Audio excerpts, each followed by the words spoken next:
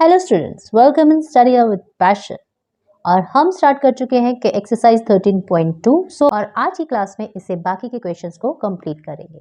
हम स्टार्ट करेंगे आज की क्लास क्वेश्चन नंबर 5 के साथ। क्वेश्चन नंबर 5 है, a vessel is in the form of an inverted cone, it's height is 8 centimetre and the radius of its top which is open is 5 centimetre. It is filled with water up to the brim.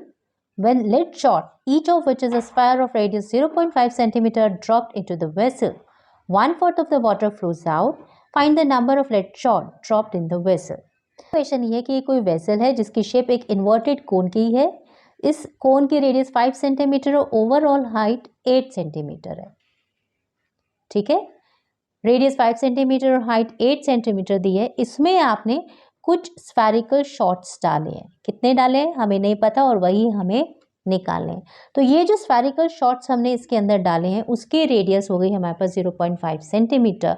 तो मुझे ये नहीं बताना है कि अगर ये spherical shot इसमें डालने से इस कोनिकल वेसल का जो वॉल्यूम है उसका 1/4 वाटर अगर बाहर निकलता है तो कितने लेड शॉट्स मैंने डाले होंगे। तो थोड़ा यहाँ पर आपने जो साइंस में आर्किमिडीज प्रिंसिपल पढ़ा था बच्चे, वो हम अप्लाई करने वाले हैं। कोई खास नहीं है, पॉइंट सिर्फ इतना रहेगा कि वहाँ हमने पढ़ा था कि जब हम किसी लिक्विड में कोई चीज़ डालते हैं तो उस सॉलिड की जो वॉल्यूम होती है उसके इक्वल का ही वाटर लेफ्ट आउट होता है। तो यही पॉइंट हम यहाँ यूज़ करेंगे। कैसे कि volume of water left out should be equal to volume of the spherical balls, right. तो शुरू करते हैं। Let the number of lead shots be x, क्योंकि हमें नंबर ऑफ लेड शॉट ही निकालना है जिसको हमने मान लिया x। So volume of water that flow out, अब कितना पानी से बाहर निकल कर आएगा जितना लेड शॉट्स का होगा वॉल्यूम। और यही हमारा आर्किमिडीज प्रिंसिपल भी कहता था। क्वेश्चन में हमें कहा था कि वाटर जो फ्लो आउट होके बाहर आ रहा है वो कितना था, जितनी कोन की वॉल्यूम है उसका 1/4। 1/4 volume of cone is equal to volume of x number of lead shots. मुझे ये x की वैल्यू ही फाइंड आउट करनी है। सो वॉल्यूम ऑफ कोन का formula 1/4 into 1/3 pi are square H. याद रखना ये 1/4 इसलिए क्योंकि हमें क्वेश्चन में गिवन है कि पानी जो बाहर गिरेगा वो कितना होगा, टोटल वॉल्यूम का 1/4। So 1/3 pi are square h is equal to किसके होगा, volume of x number of lead shots जो है स्फेरिकल फॉर्म में, और वॉल्यूम ऑफ स्फेयर का फॉर्मूला 4/3 पाई आर क्यूब। जैसे मैं हमेशा कहती हूँ अपनी आप अपनी कैलकुलेशन को सिंपल बनाइए, और सिंपल बनाने के लिए आप देखो को कट कर सकते हैं, कर दीजिए। 3 से 3 कट होता है, बिल्कुल कर दीजिए। और अब आपके पास जो बचा उसमें हम अपनी वैल्यू पुटअप कर देंगे। सो हमारे पास r की वैल्यू बच रही थी आर स्क्वायर, r आपको दिया हुआ था 5, सो 5 इंटू 5, और हाइट हमें दी हुई है 8/4। कटिंग होती है, बिल्कुल कर दीजिए। तो 5 इंटू 5 25 इंटू 2 आपके पास आ गया 50। अब जाते हैं अपने राइट हैंड साइड में। राइट हैंड साइड में हमारे पास बचा हुआ था x into 4 into R cube. अब r की वैल्यू हमें दी है 0.5, इसको हमने 3 बार लिख लिया और इसके बाद कर देंगे इन सबको मल्टीप्लाई। इसको हमने 3 बार लिख लिया। अब इसके बाद कर देंगे हम इसको मल्टीप्लाई, नहीं बिल्कुल नहीं करने वाले, क्योंकि अगर ऐसा किया तो कैलकुलेशन हो जाएगी और ज़्यादा डिफिकल्ट। हम बिल्कुल नहीं करने, क्योंकि हमें निकालना तो x ही है ना, मेन पॉइंट तो यही है। तो ये सारा जो मल्टीप्लाई इक्वल के दूसरे साइड में आकर हो जाएगा डिवाइड, और बना देगा हमारी कैलकुलेशन को सुपर इजी। कैसे देखो ना, 5 इंटू 5 इंटू 2 आप 50 निकाल चुके हो, ये रहा वो 50। अब ये जो 10 है ना, ये सारे 10 आए कैसे, क्योंकि डिनोमिनेटर में आपके आ गया था 0.5 इंटू 0.5 इंटू 0.5। अब 0.5 में से डेसिमल हटा के 10, डेसिमल हटा के फिर 10, और ये डेसिमल हटा के फिर 10, और ये जो 4 हमारे पास है ये 4 है, ये वाला 4, राइट। अब आप इस कैलकुलेशन को सॉर्ट आउट कर लीजिए। सॉर्ट आउट करेंगे तो आपके पास आ जाएगा number of lead shot is equal to 100। Simple सा काम है ना। 5 को इस 10 से डिवाइड किया 2, इस 2 से इस 4 को कट किया 2, अब इस 5 से फिर एक और 10 को कट किया 2, और 2 से 2 कट हो जाएगा। 5 से आप इसको 50 को कट कर देंगे, विल गेट 10। सो फाइनली सब कुछ कट चुका है, बचे हैं तो सिर्फ ये दो नंबर 10 इंटू 10, और जो हो जाते हैं 100। सो आपके पास आ गया आंसर, लेड शॉट्स हो गए 100। एग्जाम के पॉइंट ऑफ व्यू से नो डाउट ये क्वेश्चन बहुत इंपॉर्टेंट हो जाता है। मेरे हिसाब से तो बच्चे सरफेस एरिया एंड वॉल्यूम के लिए तो पर्टिकुलरली आपको अपना 13 चैप्टर विद एग्जाम्पल बहुत अच्छी तरीके से प्रिपेयर करना चाहिए। और अब बात करेंगे क्वेश्चन नंबर 6 की। Question number 6. A solid iron pole consists of a cylinder of height 220 cm and base diameter 24 cm, which is surmounted by another cylinder of height 60 cm and radius 8 cm. Find the mass of the pole given that 1 cm cube of iron has approximately 8 gram mass. कुछ समझ में आया हो या ना आया हो, एक बात अच्छी तरीके से समझ लीजिए कि जब भी आपसे मास निकालने के लिए कहा जा रहा है तो सबसे पहले हमें वॉल्यूम ही निकालना है और जो वॉल्यूम आएगा उसे हम इस गिवन मास से मल्टीप्लाई कर देंगे। फिगर चाहे कोन हो, स्फेयर हो, सिलेंडर हो, कुछ भी हो, याद यही रखो कि जब भी मास निकालने के लिए कहेगा आप सबसे पहले वॉल्यूम निकाल दोगे। क्लियर? और इस क्वेश्चन में हमें 2 सिलेंड्रिकल पोल दिए हैं, जो बड़े वाले हैं उसके डायमेंशंस भी दिए और जो छोटे वाले उसके डायमेंशंस भी दिए। तो अब जल्दी से देख लेते हैं इसकी फिगर। यहाँ पर हमें दिया हुआ है ये अपर सिलेंडर है जिसकी रेडियस 8 सेंटीमीटर है और इस अपर सिलेंडर की हाइट 60 सेंटीमीटर है। लोअर सिलेंडर की बात करें तो इसका ओवरऑल डायमीटर हमें दिया हुआ था 24 सेंटीमीटर। इस 24 को 2 से डिवाइड करके हम इसके लिए रेडियस निकाल लेंगे 12 सेंटीमीटर और इस लोअर सिलेंडर की हाइट दी है 220 सेंटीमीटर। तो मुझे क्या निकालना है मास निकालने के लिए? सबसे पहले वॉल्यूम ऑफ आयरन पोल। तो वॉल्यूम ऑफ आयरन पोल निकालने के लिए हमें निकालनी है volume of upper cylinder plus volume of lower cylinder. Lower cylinder के लिए formula pi are square H2। H2 से हमने शो किया है लोअर सिलेंडर के लिए डायमेंशंस और पाई आर स्क्वायर H1 यूज कर रहे हैं हम अपने अपर सिलेंडर के लिए। सो कॉमन जो निकलता है आप बिल्कुल निकाल दीजिए। जैसे यहाँ देखो मैंने पाई कॉमन निकाल दिया तो अंदर बचा आर स्क्वायर H2। इसका कारण ये कि हम इस आर स्क्वायर H2 और आर स्क्वायर H1 में से कुछ कॉमन नहीं निकाल सकते क्योंकि हमें दोनों तरफ आर जो दिए वो डिफरेंट वैल्यूज दी हुई हैं और हाइट भी डिफरेंट है। सो आर स्क्वायर H2 और यहाँ से आर स्क्वायर H1 हमारे आगे ब्रैकेट में कॉमन निकाला है हमने सिर्फ पाई। अब डाल देंगे इसकी गिवन वैल्यूज 3.14 क्योंकि क्वेश्चन में उसने कहा है कि हमें पाई की वैल्यू डाली 3.14। आर स्क्वायर 12 का होल स्क्वायर H2 आपको दिए 220 प्लस आर स्क्वायर ये हमारे जो अपर वाला सिलेंडर है उसके डायमेंशन है 8 स्क्वायर और H1 हमें दिया है 60। 12 का स्क्वायर हो गया 144 into 220 plus 8 square 64 into 60।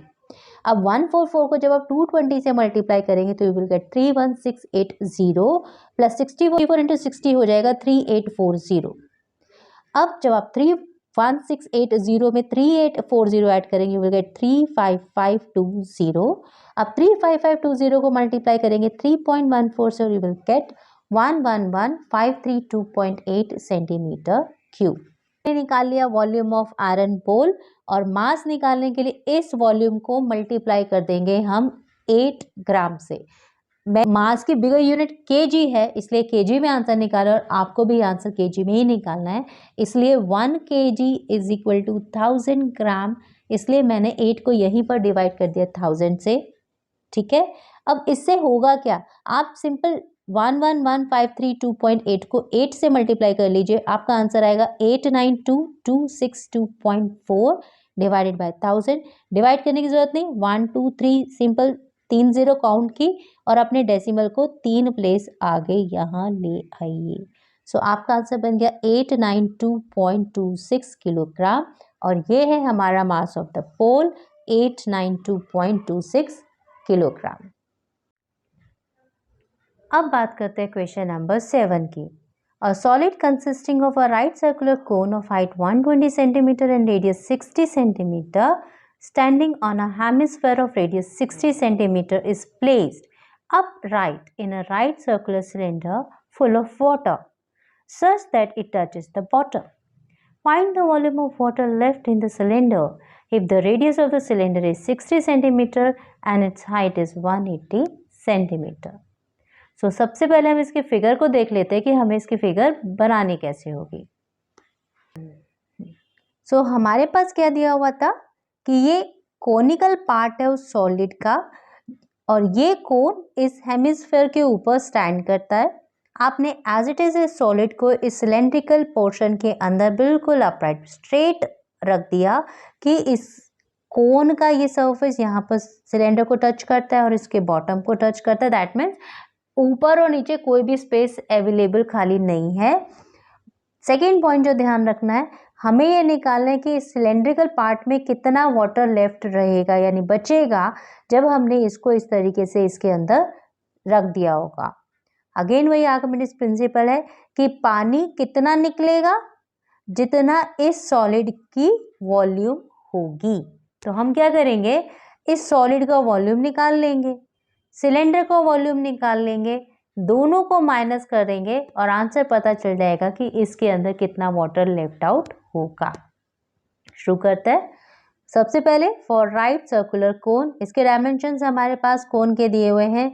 Radius हमें दिया हुआ है 60 सेंटीमीटर, हाइट दी हुई है 120 सेंटीमीटर। सो अब निकालते हैं volume of the cone. Formula हमारे पास है 1/3 pi are square h. So 1/3 pi, r में वैल्यू डाल रहे हैं 60 स्क्वायर और एच की वैल्यू डाल रहे हैं 120। कटिंग होती है बिल्कुल कर दीजिए, 120 को 3 से कट किया 40। Now you have 60 into 60 3600। 3600 को मल्टीप्लाई करेंगे 40 से और you will get 144,000 pi centimetre cube. आप यहाँ पर पाई में ही आंसर भी निकालिए, बाद में हम इसे प्लस कर लेंगे, अदरवाइज हमारे कैलकुलेशन हो जाएगी डिफिकल्ट। और अब निकालते हैं हेमिस्फेरिकल पार्ट के लिए वॉल्यूम। पार्ट के लिए रेडियस 60 सेंटीमीटर है, सो वॉल्यूम ऑफ हेमिस्फेयर का फॉर्मूला होता है 2/3 पाई आर क्यूब। आर की वैल्यू हमें यहाँ दी हुई है 60 centimetre, so 2/3 pi 60 into 60 into 60 which is 216,000। 3 से कटिंग है कर लीजिए, 3 7 से 21, 3 2 6 और 3 0 साथ में। अब 72,000 को मल्टीप्लाई करेंगे 2 से, फिर will get 144,000 pi centimetre cube. निकालेंगे सिलेंड्रिकल पार्ट का वॉल्यूम। पार्ट के अंदर हमें रेडियस दिया हुआ है 60 सेंटीमीटर और हाइट दी हुई है 180 centimetre. So volume of cylinder का formula pi are square h. R और एच में सिंपल हम डालने वाले हैं वैल्यू। R2 हमें दिया था 60 का स्क्वायर और H हमें दी हुई है 180। 60 स्क्वायर हो गया 3600 इंटू 180। जब आप इन दोनों को मल्टीप्लाई करेंगे आपके पास आएगा 648,000 पाई सेंटीमीटर क्यूब। सो कितना पानी सिलेंडर में बचेगा ये निकालने के लिए हमें करना क्या है, वॉल्यूम ऑफ सिलेंडर में से हम माइनस करने वाले हैं volume of cone plus volume of hemisphere. Volume of कोन और वॉल्यूम ऑफ हेमिस्फीयर के आंसर हम ऑलरेडी निकाल चुके हैं, जो हमारे पास आए थे 144,000 पाई, प्लस वॉल्यूम ऑफ हेमिस्फीयर का भी सेम ही आंसर आया था 144,000 पाई।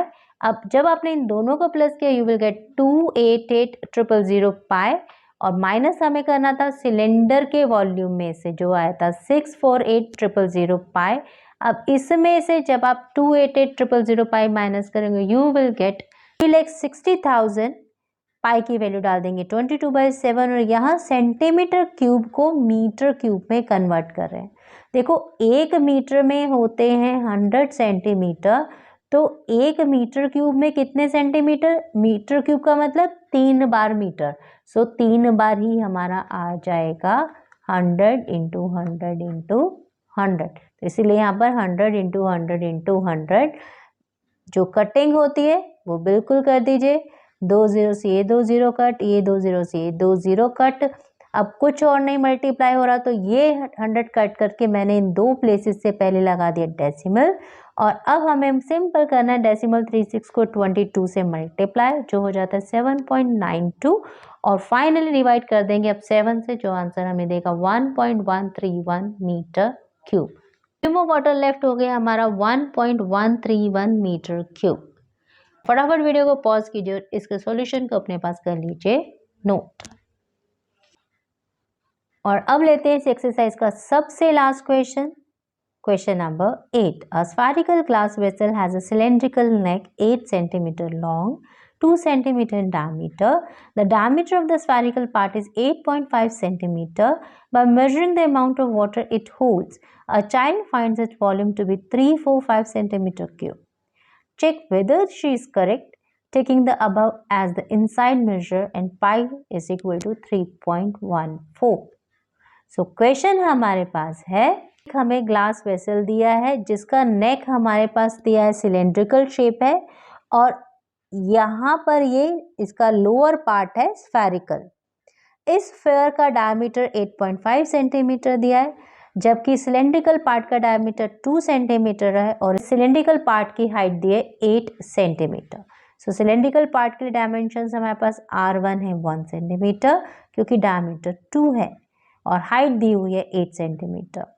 जबकि स्फेरिकल पार्ट के लिए रेडियस हमें दी हुई होगी 8.5 डायमीटर है, तो रेडियस निकालने के लिए 0.5 को कर दिया हमने 2 से डिवाइड, लेकिन आंसर डेसिमल में नहीं निकाला है क्योंकि मैंने हमेशा से कहा है अगर यहाँ पर आप कटिंग पूरी होती है कर दीजिए, डेसिमल में आ रही है या फ्रैक्शंस में आ रही है तो बिल्कुल मत कीजिए, वो आगे जाके इजी अपने आप हो जाएगी।